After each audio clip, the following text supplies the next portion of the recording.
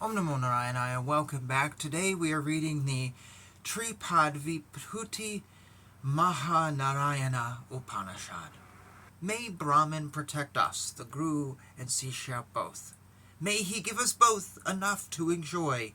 Efficiency may we both attain. Effective may our study prove. May we not hate each other at all. Om Shanti Shanti Shanti. I am now going to explain the principles behind the Tripat Narayana philosophy, which, if understood and grasped fully, can cull out and weed all forms of illusory material that surrounds all living in this materialistic world. The Supreme Being, known as Narayana, desired to create living beings, and out of such a desire, the living force of breath called prana stems out from the Supreme Being. The mind and all the other sense organs come into being. Also created along with this are the sky, the air, the light, the water, and the earth, which bears all the beings. Out of Narayana arises the Brahma, the deity who is the creator of all beings, and also the Indra, who is the ruler of all devas. Out of him comes Prajapati, the deity who originates and controls the people, as well as the 12 Adityas, 11 Rudras, and 8 Vasus. They all being various controlling forces, with each a distinct and different force of nature. It is only out of the same Narayana that all Vedas then come into existence. Thus, all forces come out of Narayana and also finally merge into him. Thus proclaims one of the Upanishads of the Rig Veda. Narayana is ever-present and eternal. He is omnipotent and omnipresent. Brahma, Shiva, Indra, and all the deities are various forms of Narayana himself. He indeed is all forms of time, space, and direction. All directions of up, down, sides, in and out are his shadow being cast.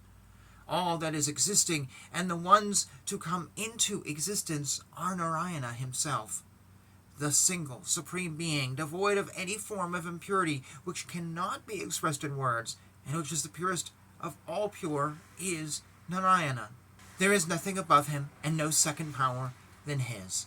That one who understands this as such merges with Narayana himself. He becomes Narayana himself. This is asserted in one of the Upanishads in the Yajurveda. First, utter the syllable Om. Then utter the letters Nama and Narayana. These words, respectively, are made of the 1, 2, and 5 syllables in Sanskrit. Thus, the entire phrase is made up of 8 syllables, called the Ashta Aksharam. That one who chants this 8-syllable mantra of Narayana lives long without any disrepute or notoriety. He is blessed with rulership, wealth, cattle, and servants, and ultimately attains the moksha, also called salvation. He attains the moksha this way.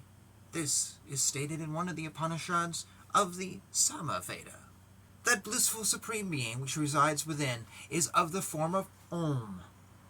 The Om is made up of A, U, and M. That grew in multiples. The one who chants the words Om Namo Narayana ultimately attains the Vaikunta, the abode of Sri Narayana, which is also called the home of salvation. The Vaikunta is not to be found anywhere else but in a pure, blessed heart filled with spiritual knowledge. From there rises an offshoot of light as bright as a ray of lightning. That ray of light is representative of the various forms of Narayana, called by names such as the son of Devaki, the one sweeter than honey, the one in the form of Brahma, the one with lotus eyes, and Vishnu. He resides within all beings and controls all their activities. He is the form of the non-materialistic syllable Om. He is the Supreme Being. Thus it is stated in one of the Upanishads in the Atharva Veda. Having thus now discovered what each of the 4 Vedas say about Narayana, now let us understand the fruits of chanting this mantra. One who chants this mantra in the morning destroys all his sins committed during the previous night. One who chants this in the evening destroys all the sins committed during the day. That one who chants this during midday, looking at the sun, destroys all the 5 kinds of major and minor sins described as the worst in the scriptures.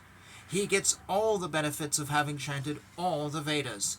Ultimately, he merges into and becomes one with the Supreme Being, Narayana. Om. May Brahman protect us, the Guru and Shishya both. May he give us both enough to enjoy. Efficiency may we both attain. Effective may our study prove. May we not hate each other at all. Om Namah Narayana. And thus ends one of the Upanishads that promotes Narayana as the Supreme Being, even though everywhere you look it'll say Shiva, Vishnu, or whatever, but some of us say, no, actually, it's Narayana. I say this is because of like ISKCON promoting Krishna, and they've just so dominated the spiritual world of Sanatana Dharma. And Krishna is so lovable and fun versus Narayana, who's kind of abstract. But technically, well, Krishna's never really mentioned here. But Narayana, we have now read numerous Upanishads which state that is the name of the ultimate Supreme Being.